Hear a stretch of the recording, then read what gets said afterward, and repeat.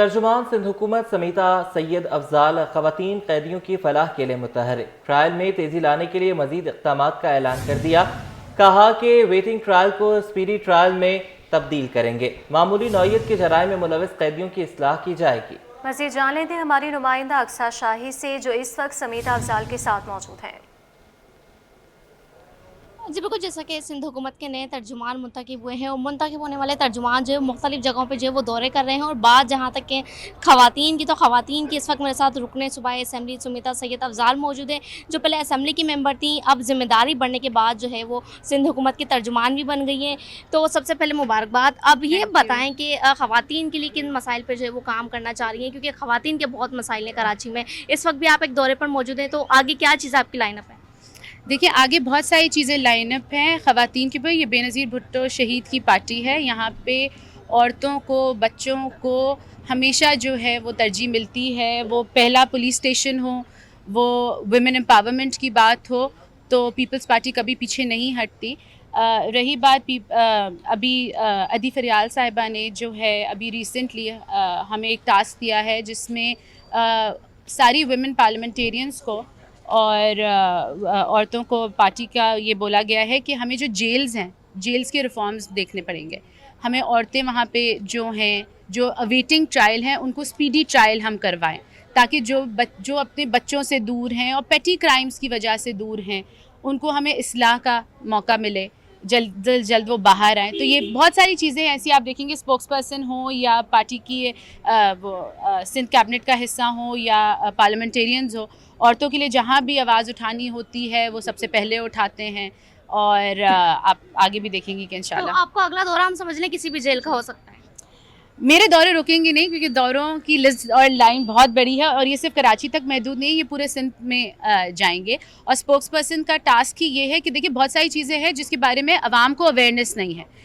जिस तरह आज हमने साइबर नाइफ देखा, लेकिन ट्रॉमा थेरेपी के ऊपर ज़्यादा बात नहीं होती। तो ट्रॉमा थेरेपी आज हमने भी मतलब देखा है, समझा है और यहाँ पे लोगों से भी बात करी है। तो हाँ, ये दौरे रुकेंगे नहीं, ये दौरे चलते रहेंगे।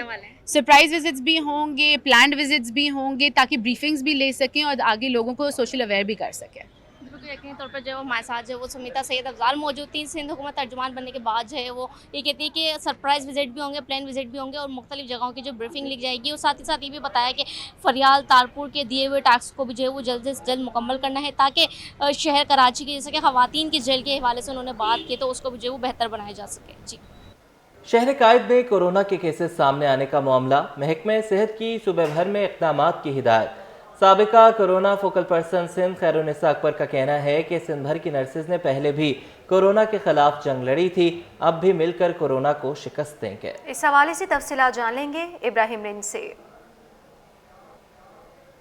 जी देखिए, बिल्कुल शहर कायद में गुज़श्ता चंद रोज़ के दौरान एक बार फिर इन्फ्लुएंजा केसेस और कोरोना के केसेस सामने आना शुरू हो गए, जिसकी वजह से अवाम खौफज़दा है। लेकिन वज़ीर सेहत ने भी उनको हिदायत की कि खौफज़दा होने की ज़रूरत नहीं है, लेकिन एहतियाती तदाबीर लाजमी अपनाएं। तो चंद बरस कबल भी इसी तरह कोरोना की जब सूरत हाल आई थी सामने, तो उस वक्त भी खैरुन्निसा अकबर, जो कि उस वक्त कंट्रोलर भी थी और डायरेक्टर नर्सिंग बोर्ड भी थी, उनको फोकल पर्सन कोरोना का तैनात किया गया था, जिन्होंने कराची समेत सिंध भर की तमाम नर्सेज को जो है वो फ्रंट लाइनर के तौर पे उनको पेश किया था। और तमाम नर्सेज ने दिन रात मुख्तलिफ अस्पतालों में, एयरपोर्ट्स पर और दीगर बॉर्डर्स पर जो वो खिदमात सर अंजाम दी। जो खैरुन्निसा हैं वो अब हैं सिविल अस्पताल कराची के कॉलेज ऑफ नर्सिंग की प्रिंसिपल।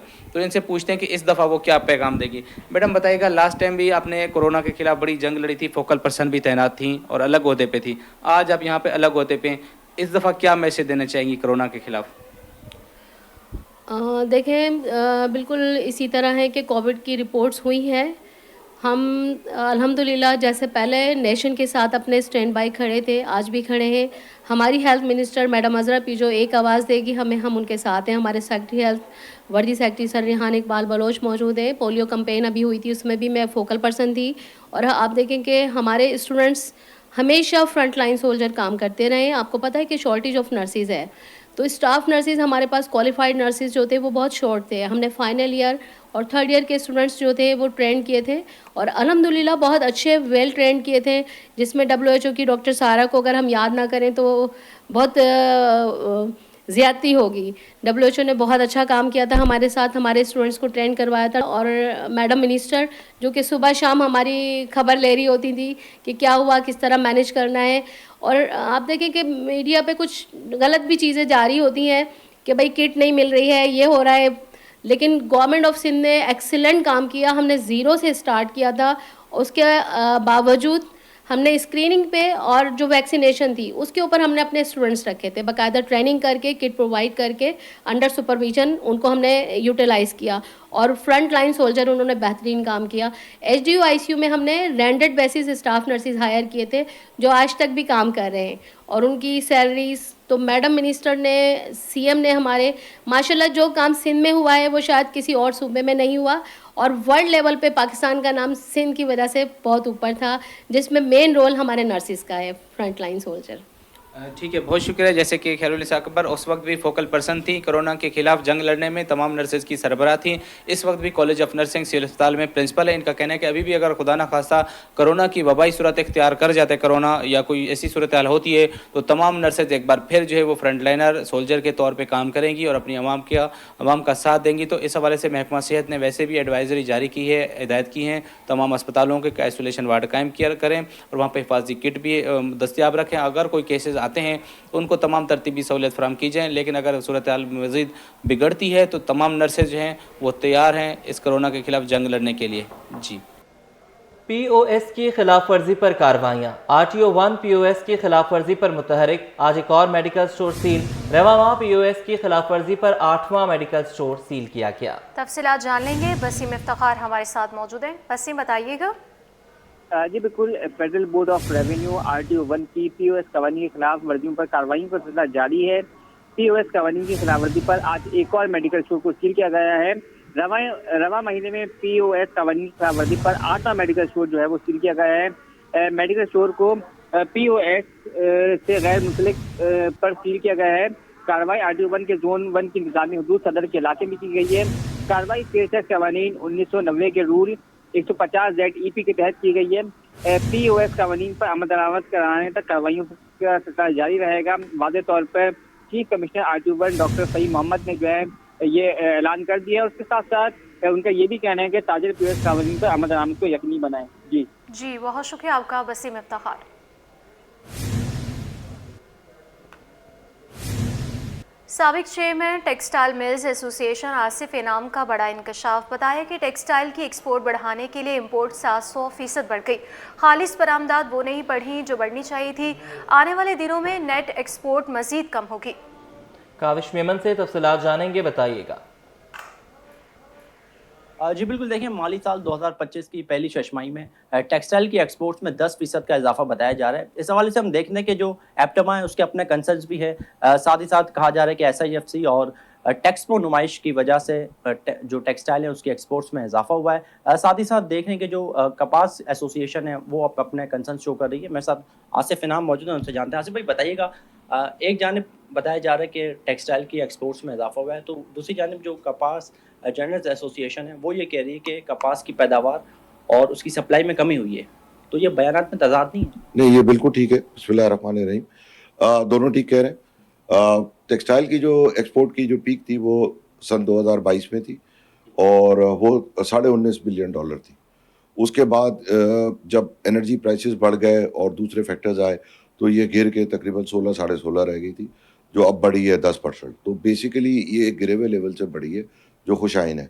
इसमें 3-4 चीज़ें ऐसी डेवलप हुई हैं, जैसे कि आप देखें कि जो टेक्सटाइल की एक्सपोर्ट के लिए इंपोर्ट होती है वो 700% बढ़ गई है।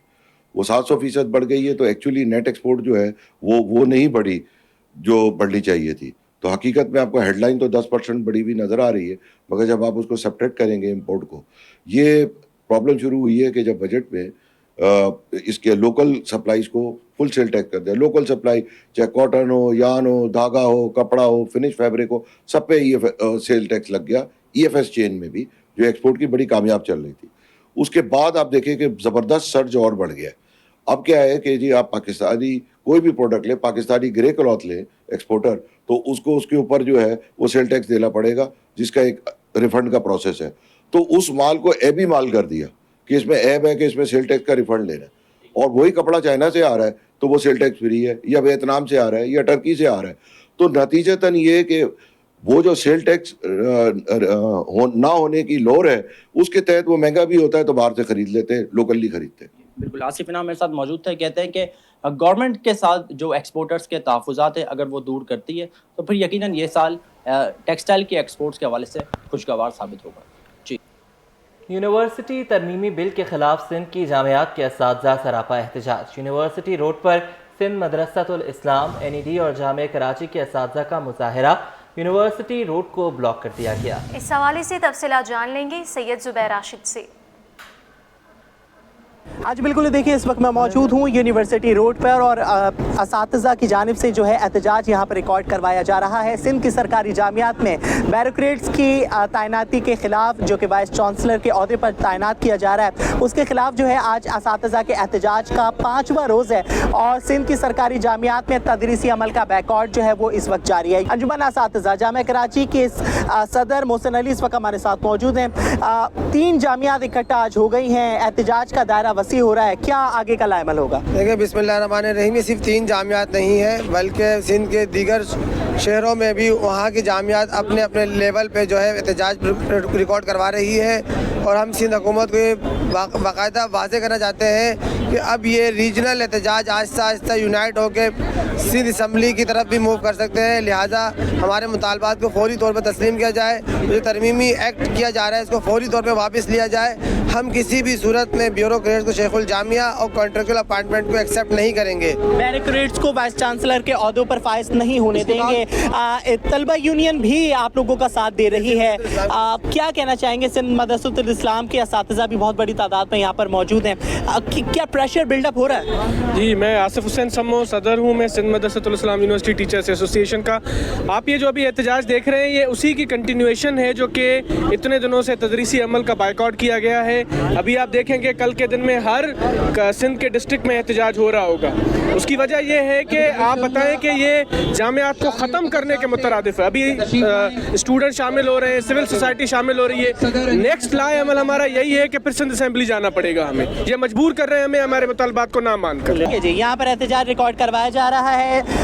असातिज़ा के साथ साथ जो तलबा यूनियन के नुमाइंदगान हैं वो भी यहाँ पर एहतजाज में शरीक हैं। ताहम एहतजाज का दायरा वसी करते हुए अंजुमन असातिज़ा की जो तंजीमें हैं इन्होंने ये ऐलान किया, ये इंदिया दिया है कि सिंध असम्बली के घेराव जो है वो भी करेंगे। ताहम बैरिकेड्स की वाइस चांसलर की अहदे पर तैनाती के खिलाफ ये एहतजाज जो है जारी है। जी। हुनरमंद एयरक्राफ्ट इंजीनियर्स तकनीकी माहिरीन का PIA को खैरबाद। सेक्रेटरी जनरल सैफ का PIA इंतजामिया को ख़त, तशवीश का इजहार करते हुए मामले को ख़तरनाक करार दे दिया। सलाह जानेंगे खुर्शीद रहमानी से, बताइएगा। जी, सोसाइटी ऑफ एयरक्राफ्ट इंजीनियर्स और पाकिस्तान सैफ के सेक्रेटरी जनरल ने PIA के इंतजामिया को खत लिखा है और इस खत के मतलब में कहा गया कि कौमी एयरलाइंस से इंतहाई हुनरमंद एयरक्राफ्ट इंजीनियर्स, ऑफिसर, इंजीनियर्स और तकनीकी माहिरीन को जो है वो माहिरीन की खैरबाद कहने का जो मामला इंतहाई खतरनाक है। हालिया कुछ माह के दौरान सैकड़ों इस्तीफे जमा करा चुके हैं, जबकि बहुत से हुनरमंद मुस्तफी होने का इरादा कर चुके हैं। इस खत के मतलब में ये भी कहा गया कि इतनी बड़ी तादाद का कौमी इदारे को छोड़ना हुनरमंद अफराद की कुव्वत की संगीन कमी का सबब बन सकता है। और इस खत के अंदर ये मुतालबा किया है कि हवाई जहाज के इंजीनियर फिलहाल मुल्की और बैनुल अक़वामी हवाबाजी की तंजीमों की तरफ से पेश की जाने वाली तनख्वाहों का तकरीबन 10वां और टेक्नीशियन 20वां हिस्सा कमाते हैं। पाकिस्तान एयरक्राफ्ट इंजीनियर्स की तनख्वाह 2.5 लाख से 3 लाख और टेक्नीशियन की 50,000 से 90,000 की लगभग है। खलीजी ममालिक में इंजीनियर्स की तनख्वाह 25 लाख और टेक्नीशियन की तनख्वाह 9 लाख रुपए बनती है। इस वजह से मुतालबा ये किया गया कि इस मामले को हल करने से न सिर्फ PIA की ऑपरेशनल बेहतरी होगी बल्कि यूरोप और बरतानिया में ऑपरेशन की भारी समेत आने वाले चैलेंजों का भी मुकाबला किया जा सकेगा। जी ठीक है, बहुत शुक्रिया, आपने हमें अपडेट किया।